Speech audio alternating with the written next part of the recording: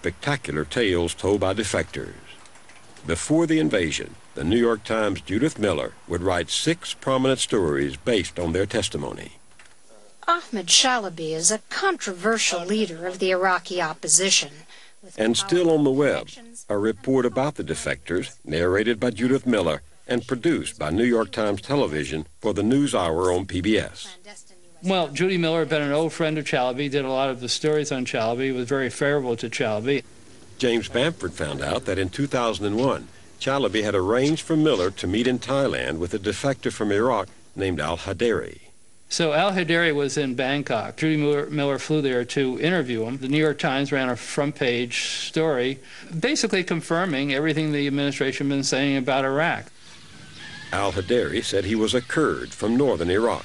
He told Miller the Iraqis had hidden chemical and biological weapons, some, Miller reported, right under Saddam's presidential sights. The story spread far and wide. The New York Times remains immensely influential. People in the TV world read it every morning, and it's amazing how often you'll see a story go from the front page of the day's paper in the morning to the evening newscast at night. People in government, of course, read it, think tanks, and so on.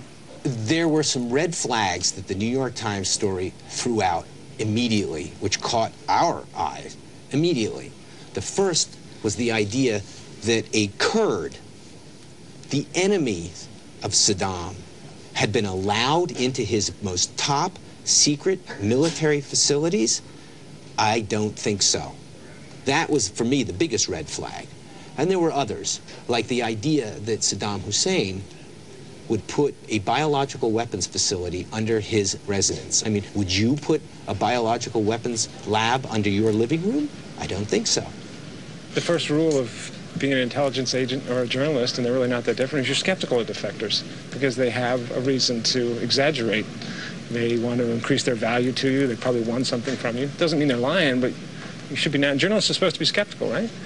And I'm afraid the New York Times reporter in that case and a lot of other reporters were just not skeptical of what these defectors were saying, nor was the administration. A former top Iraqi nuclear scientist tells Congress Iraq could build 3 nuclear bombs by 2005. Well, now another defector, a senior Iraqi intelligence official, tells Vanity Fair in an exclusive interview that Saddam Hussein has trained an elite fighting force in sabotage, urban warfare, hijacking, and murder. David Rose wrote the story. He joins us now from London. Thank you for joining. In Vanity Fair's David Rose, defectors found another eager beaver for their claims. The glossy magazine, a favorite of media elites, gave him 4 big spreads to tell defector stories. The talk shows lapped it up.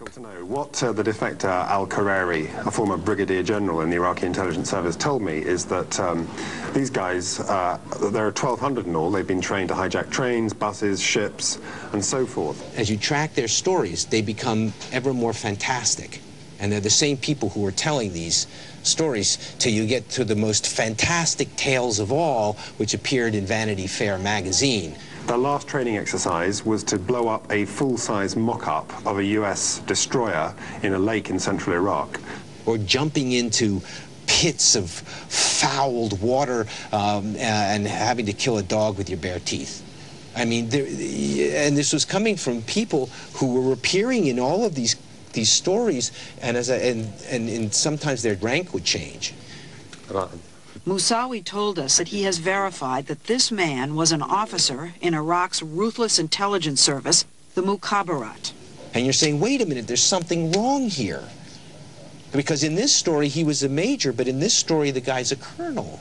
And in this story, this was his function, but now he says in this story, he was doing something else. The defector is telling Moussaoui that in order to evade the UN inspectors, Saddam Hussein put his biological weapons laboratories in trucks that the defector told us he personally bought from Renault. Refrigerator trucks, kind of things. Yeah. And how many? 7. Leslie Stahl and CBS retracted their story a year after the invasion, when nearly all the evidence presented by defectors proved to be false. Vanity Fair's David Rose later said high government officials had confirmed his stories, but these were the very officials who had bet on Chalabi as their favorite man of war. To the Knight Ridder team, it all smelled of a con game. What he did was reasonably clever but fairly obvious, which is he gave the same stuff to some reporters that for one reason or another he felt would simply report it. And then he gave the same stuff to people in the Vice President's office and in the Secretary of Defense's office. And so if the reporter called the Department of Defense or the Vice President's office to check, they would have said, oh, I think you can go with that. We have that too. So you create the appearance, or Chalabi created the appearance, that there were two sources and that the information had been independently confirmed, when in fact there was only one source and it hadn't been confirmed by anybody. And let's not forget how close these people were to this administration, which raises the question, was there coordination? I can't tell you that there was, but it sure looked like it. The